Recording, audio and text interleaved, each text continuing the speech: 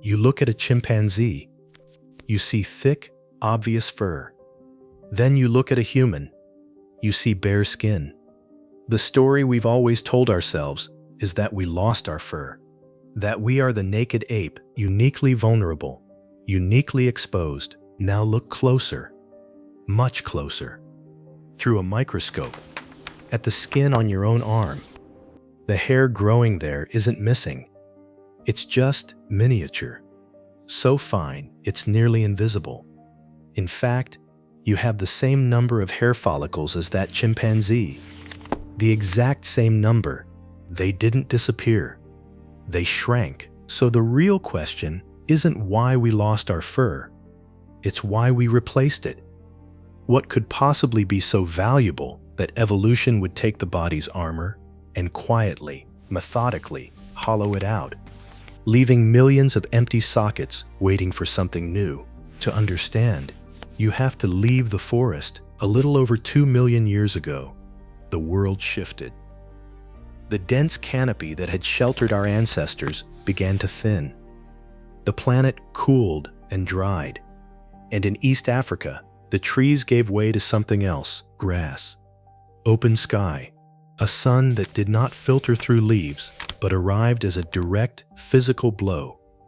For any furred mammal stepping out of the shadows, this new landscape was a furnace, and fur, once a blanket against the night, became a death trap. A cheetah, for example, is one of the fastest animals alive, but it can only run for about 30 seconds.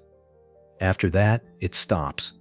Not because its muscles are exhausted, because its brain is cooking. A furred body cannot dump heat fast enough, so the cheetah must stop, or it dies. The early hominids who walked into that same sun had a different answer. We don't know exactly how it began. Perhaps a slight reduction in hair density, a few more sweat glands than the generation before. But over 1 million years, a radical transformation took hold. The coarse, protective fur that covered our ancestors didn't just thin, it was systematically miniaturized, follicle by follicle, to make space for an entirely new kind of biological machinery. Eccrine sweat glands, millions of them, far more than any other primate, up to 4 million spread across the entire body. Each one a tiny, coiled tube capable of pulling water and salt from the blood and pushing it onto the skin's surface. When that water evaporates, it pulls heat with it. It cools the blood beneath, which cools the muscles, which cools the brain.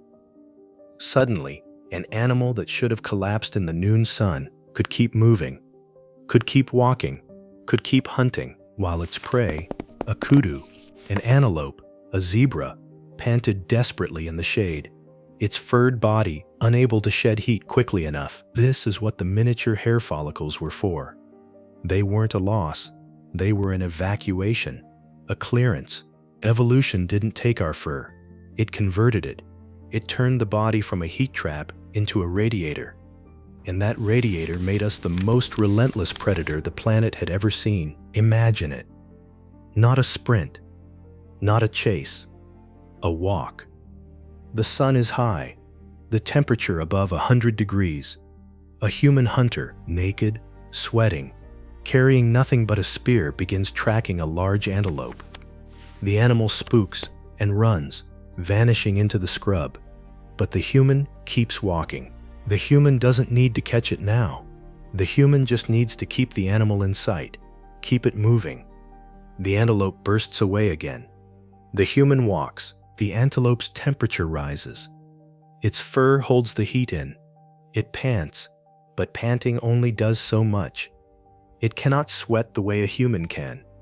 It cannot cool its brain fast enough. After miles, after hours, the antelope's muscles begin to fail. It staggers. It tries to run again, but the legs won't answer. And the human walks up to it, calmly, and kills it. Not with speed, but with temperature. The human body literally walked its prey to death. This is persistence hunting. It still exists, practiced by the San people of the Kalahari. And when you watch it, you understand something that reorganizes your entire sense of what we are. Nakedness was not our weakness. Nakedness was our weapon. The sweat gland made us apex predators. The body, stripped of fur, became the most efficient endurance machine in the animal kingdom. No other creature on Earth can run a marathon in heat that would kill a horse. No other creature can sweat across nearly its entire body surface. The fur didn't disappear. It was overwritten, and the new code was deadly. But that victory came with a hidden invoice. The same sun that baked the prey now baked the hunter. Bare skin, so effective at cooling, had no protection against ultraviolet radiation. For animals with fur, the sun is filtered. For the naked human, it was a direct assault. And that assault didn't just burn skin. It penetrated deep into the blood, destroying folate, a B vitamin essential for fetal development. Without fur, pregnant mothers were at risk. The next generation was at risk. The very ability to reproduce was under attack. So the body fought back. It filled the skin with a pigment called melanin, a biological sunscreen that absorbs UV before it can destroy the molecules below. Dark skin was not a cosmetic variation. It was an emergency response. It allowed the naked, sweating hunter to survive the sun long enough to hunt, to reproduce, to exist.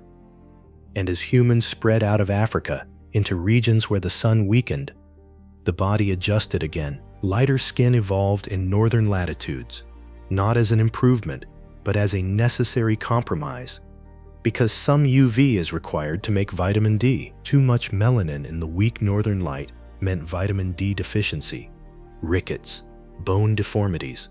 Too little in the blazing equatorial sun meant folate destruction, birth defects, death. Skin color was never about identity. It was a balancing act between two catastrophic failures, a tightrope walk dictated entirely by latitude. And that's the reality that should stop you cold. The full range of human skin colors, the entire spectrum that would one day be used to divide and rank and enslave, it's nothing more than a biological adaptation to a missing coat of fur. It's the solar aftermath of our greatest evolutionary gamble. But the skin's new color didn't solve everything. It couldn't keep the body warm. When humans walked north into Ice Age Europe, the sweat glands that had saved them in Africa became a liability. At rest, a naked human in freezing temperatures loses heat rapidly. Survival now demanded something evolution could not provide quickly enough. So humans did what no other animal had ever done. They didn't wait for their bodies to change. They built their own fur. The evidence is invisible to the naked eye. It lives in the DNA of lice. A body louse lives in clothing. A head louse lives in hair. These two species were once the same. By sequencing their genomes, scientists could calculate when they diverged. That split marks the moment clothing appeared. The moment an ancestral louse population found itself able to move onto a new ecological niche, a second skin, woven by human hands. The genetic clock reads approximately 170,000 years ago. That is the birth of clothing. And the instrument of that birth was not a sewing machine, but a sliver of bone. The bone needle. It appears in the archaeological record like a flash of lightning in Denisova Cave in Siberia. A needle carved and polished, with a hole drilled for thread.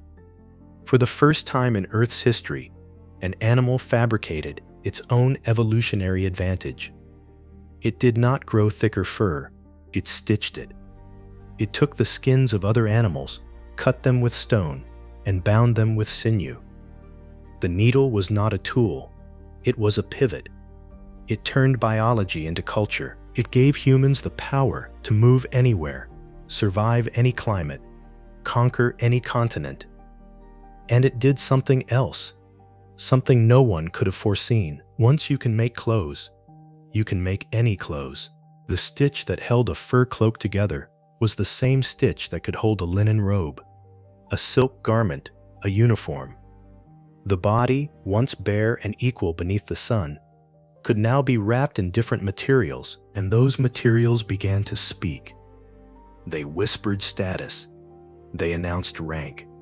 In the ancient law code of Hammurabi, nearly 4,000 years ago, clothing is already legislated. Certain fabrics are forbidden to slaves.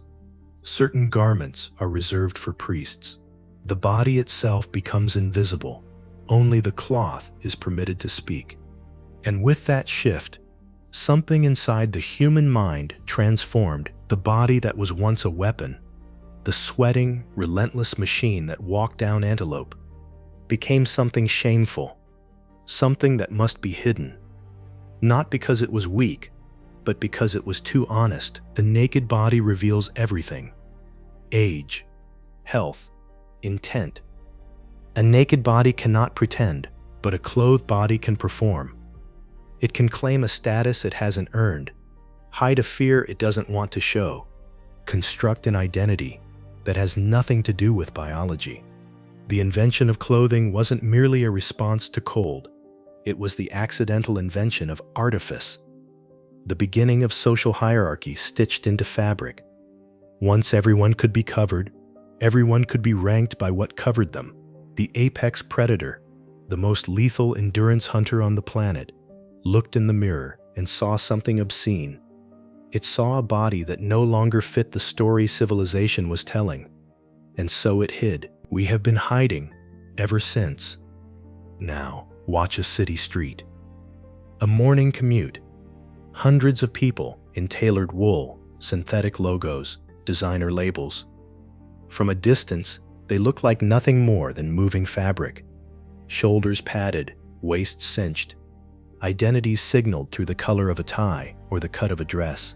You could almost forget what's underneath. But use a thermal camera. Look at the heat signatures. Beneath every jacket, every skirt, every uniform, the body blazes. The sweat glands are still there, 4 million of them, still functioning, still cooling, still ready to dump heat into the air. The machine hasn't changed. It still belongs to the savannah. It still remembers how to walk an antelope to death.